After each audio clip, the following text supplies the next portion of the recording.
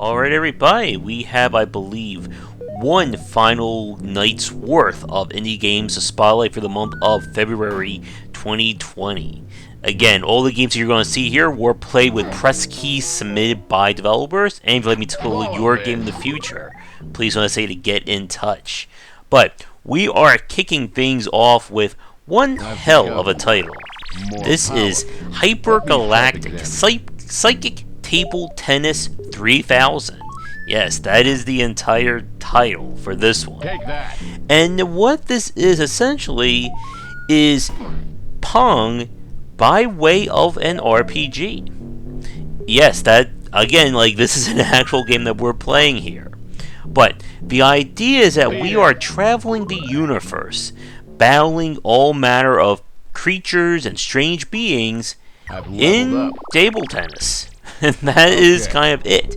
After each level, you are able to upgrade by either changing your stats or unlocking new abilities, including spells, the ability to communicate and romance your enemy, and other unusual talents and gifts.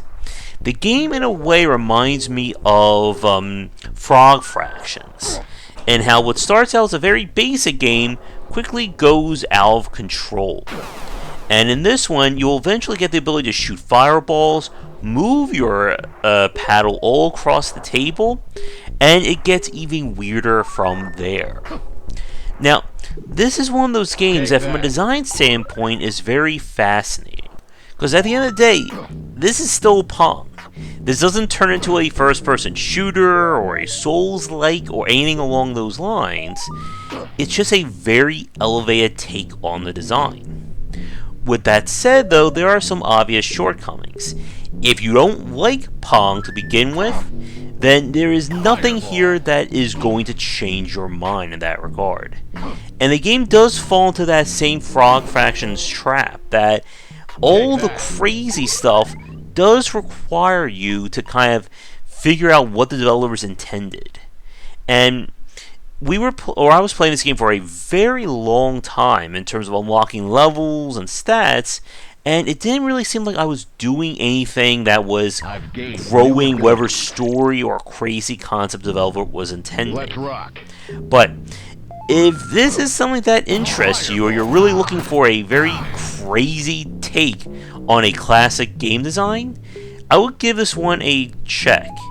But again, if you don't like Pong, then keep far away from it.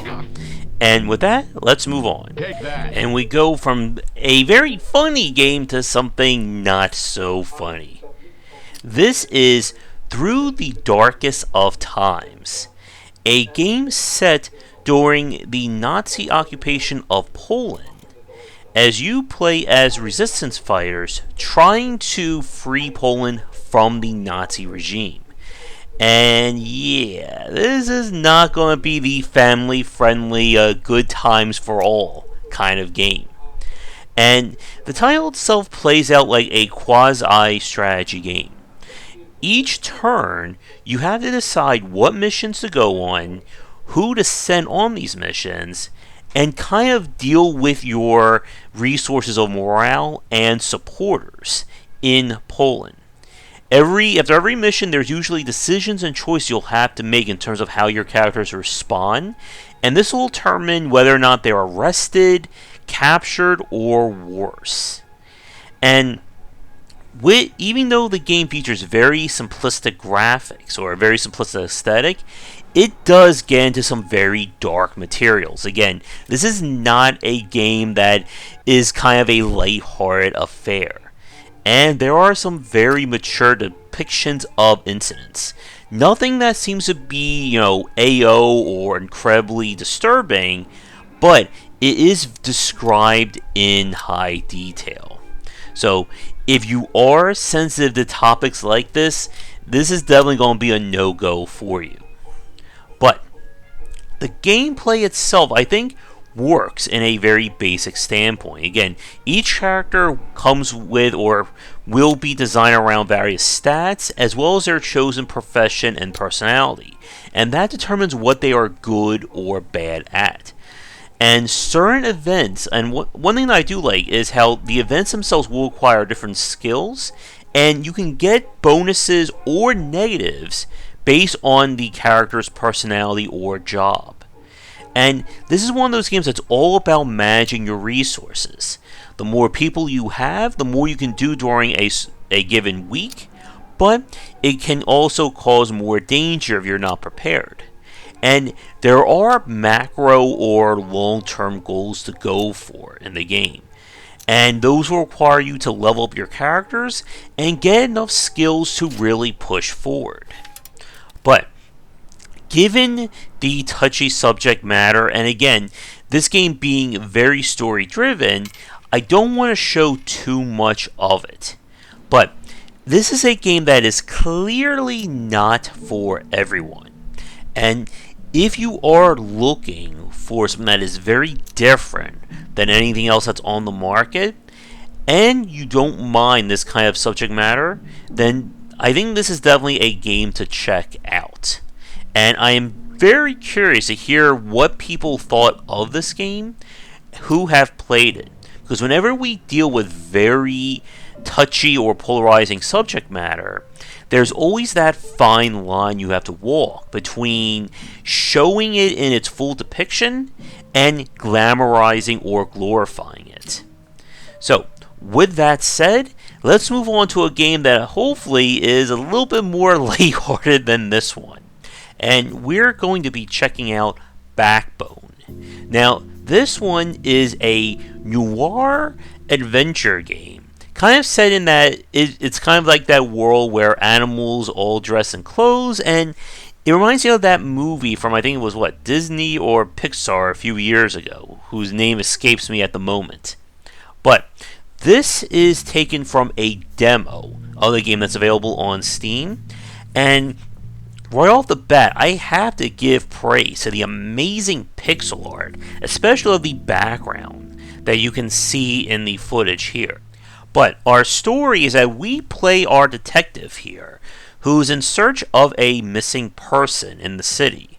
And without spoiling things too much, it takes a very, very, very dark turn at the end. The gameplay is point-and-click adventure, but there are aspects of stealth and puzzle solving, as you'll have to figure out how to move forward in your tasks. And there are, from what we play of the demo, different ways based on how you want to handle a situation. You can be sly and try and con people, you can threaten them, you can try and be nice and do what they ask, and you get the picture. But it looks like from what we played that the major story beats in terms of the things that will move the plot along are fixed. And this is one of those games that, from what we played of the demo, there is definitely more under the surface than what you may realize. And again, with it being an adventure game, it means we can't show off too much of it in this video.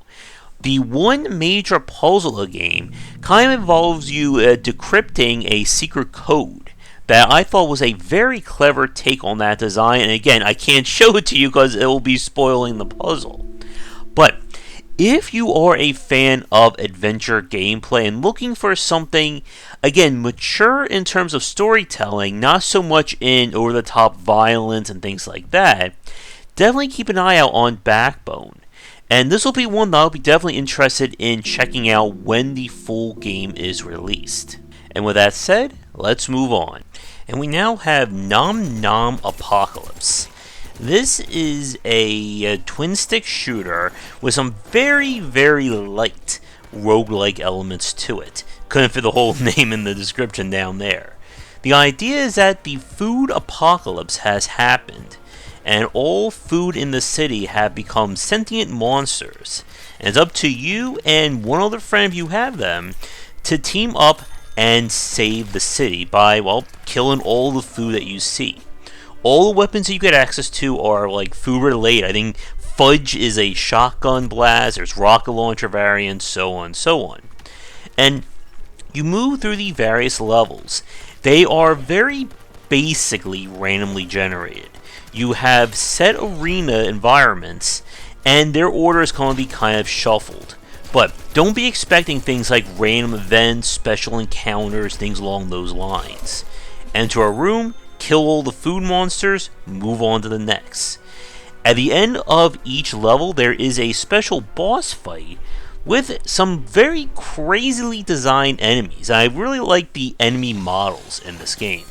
With that said, there isn't a lot in terms of long-term replayability or persistence in Nom Nom. The big thing is that as you play the game, you'll accumulate money that can be used to buy perks, and you can have up to 3 perks attached to your character, and they remain persistent. So these perks can give you additional movement speed, better aiming, faster recharging your special. You get the picture. You can also unlock additional characters. Each character comes with 1 passive perk and a special move. You saw earlier when I kind of slammed the rolling pin down attack. And otherwise, that's about it. The game is on the short side. I think it's about 5-6 levels, and I don't know if there is a new game plus that gets unlocked.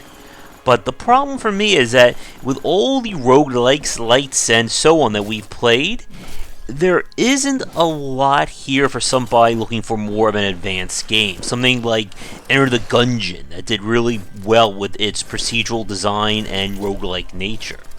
If you're looking for more of a lighthearted game, especially if you have a friend to tackle it with you, I would say give this one a check. But again, don't be expecting hours of replayability.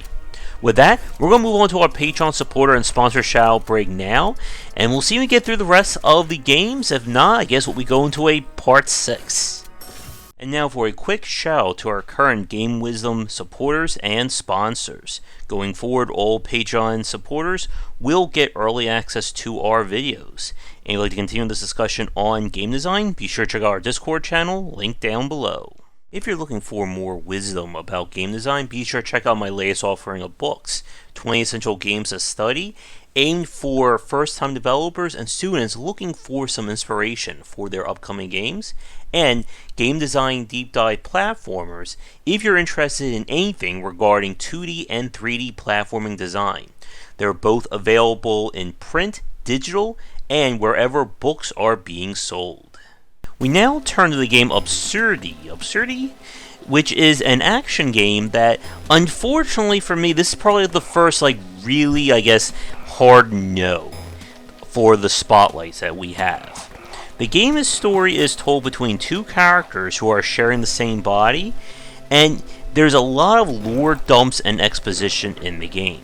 But what you pretty much need to know is you're only moving through these areas, trying to make it through to the next checkpoint and solve whatever quests that come your way.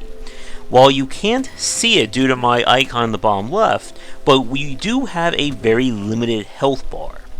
And the first mistake the game makes is that health does not regenerate. The only way to recover it is to spend your resources, that's that purple R, that purple icon you see in the bottom left, in order to bring back your health. But there is a catch to that.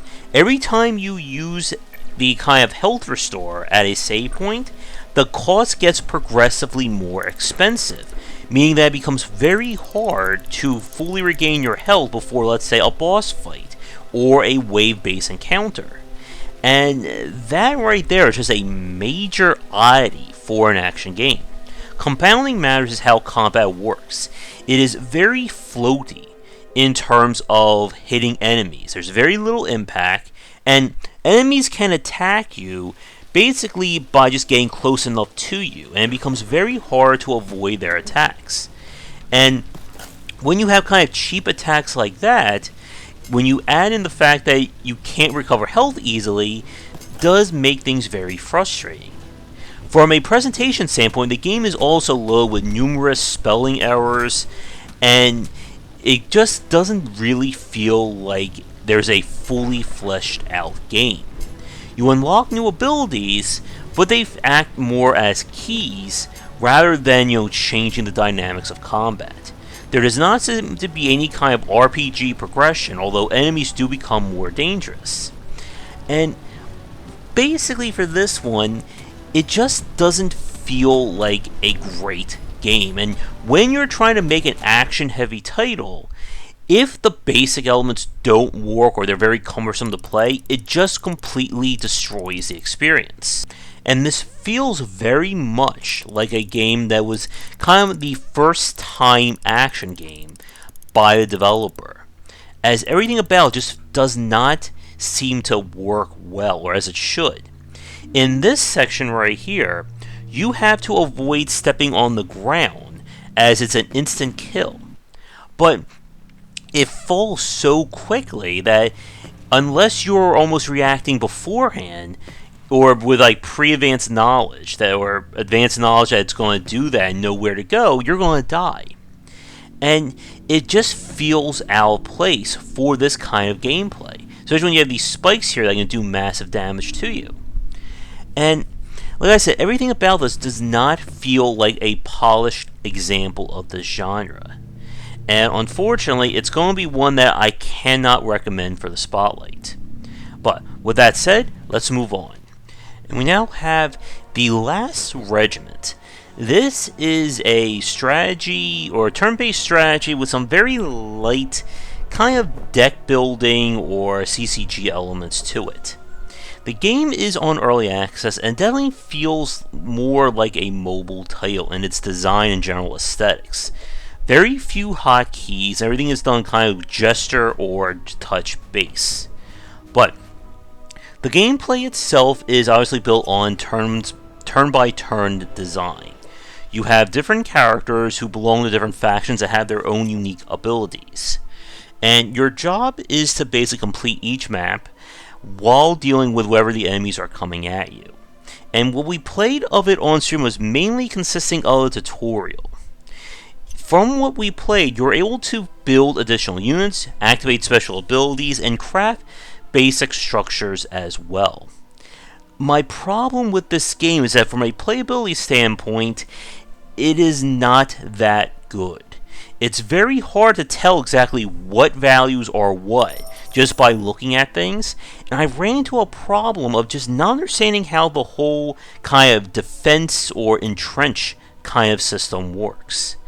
And we also had issues with the fact that the game was not properly scaling, and I couldn't basically click on anything along the bottom of the screen for some strange reason. And the game definitely hints at there being a multiplayer component and more growth as you play, but the playability issues were just too much, I think, to keep me really invested to seeing just how far this game would go. And again, I'm curious what you thought about this, if you had a chance to play it yourself. But for me, there really isn't much to say about this one. And I'm just not a fan of games that don't do a good job of onboarding. It also had some very unusual load times in between turns that just felt very awkward in terms of what we're seeing on screen. And unfortunately with that, we're going to have to move on. And for the final game of this spotlight, this is Lootbox Lyfe. And yes, with the title popping up there, I did spell that correctly. This is one of those games I was not expecting a lot from it. I did not hear about until it was submitted. But what we got here is a very challenging and well-designed Metroidvania game. It features multiple difficulties based on the number of lives or health you have, frequency of checkpoints, and of course I went with masochistic difficulty. But the story, kind of told passively, is that what begins as us just kind of exploring this fun-looking world with our little red ball here, kind of devolves into a tale of murder, the apocalypse, addiction, and a lot of other very disturbing things that you would not get by our little bouncing ball here. But the Metroidvania aspects come into play with finding loot boxes in the world. Said loot boxes will unlock unique abilities and powers, as you've seen so far, the ability to wall jump, bounce, and even by just movement in the very beginning of the game. And the overall story requires you to find all the major loot boxes and unlock their powers, which will add and change your movement tech as you go through it. You'll gain the ability to, of course, double jump, officially making a Metroidvania, shrink your character down, make things appear, and so on and so forth.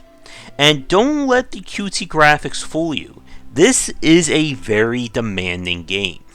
There are a lot of tricky sections that are going to require you to study the cycles or get that one perfect run through it.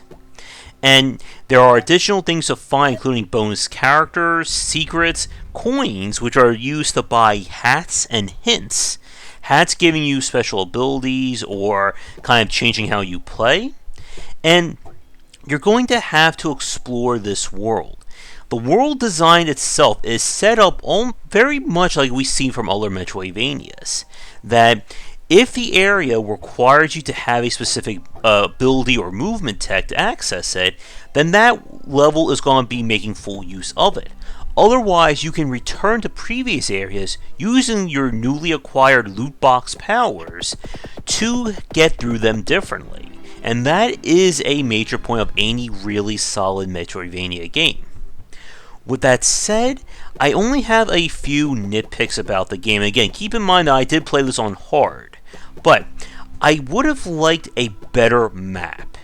The game requires you to do some backtracking. If you're playing this through casually or blind for your first time, there is an intended route through the various levels in order to make sure that you get access to all the upgrades and not to do too much backtracking. But if you miss something, it can become a pain to figure out where you have to go and what did you leave behind. And I'm at the point of the game where I'm actually nearing the end, and I don't know where the final upgrade is, and the game is not giving me any more hints. And another thing about the platforming, there is some aspect of simulated physics for our character. You may not see that with the footage that's shown on screen, but your character carries momentum as it moves and jumps. And you have to be very careful in terms of how you extrapolate your jumping with that in mind. But I really did enjoy this one, and hopefully I'll be able to get through it all and show off the ending at some point on stream. And with that said, this video is going to run just a little extra longer as we have one more game left for the spotlight, and then we are finally finished for the month of February. And that is the game Antares. This is a game that unfortunately doesn't seem to be working as it should.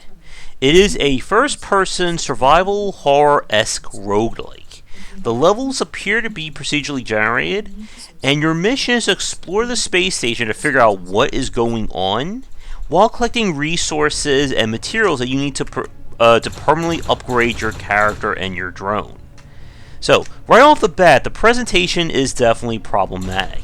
There's this kind of weird digital filter around everything that you're looking at that started to give me a headache after a few minutes, and it doesn't seem to make sense why it's there. Enemies and just general gameplay kind of feel like ripped assets to some extent. There's a lot of just random things strewn about, and the game, I think, is trying to do a lot, and what's there is not enough. There's all manner of items and things to pick up, but the controls just felt a little bit cumbersome in that regard. I got hints about in some sections trying to be stealthy, but there's no real indicator about how you're going to be stealthy when enemies are charging after you.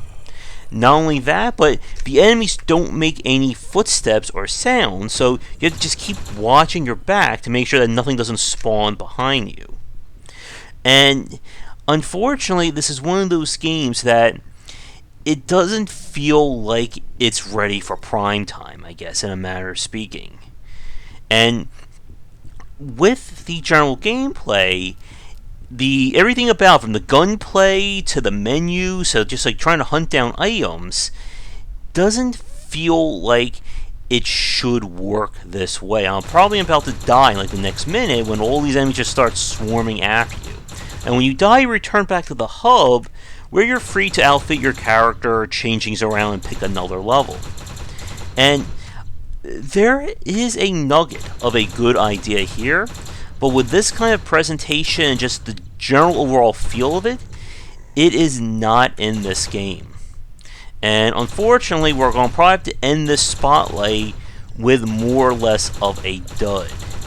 But with that said, that is going to do it. This was a 5-part spotlight, and we already got a healthy list of games prepared for March's spotlight. If you'd like me to tackle your game in the future, please don't hesitate to get in touch. But check back for daily discussions on game design here and on game wisdom, where it's in the art and science of games. You'll find links and descriptions to all the games in the notes down below. And I will see you all next time. Take care. Thanks for watching the video. If you enjoyed things, be sure to do all the liking and subscribing that the kids are doing these days.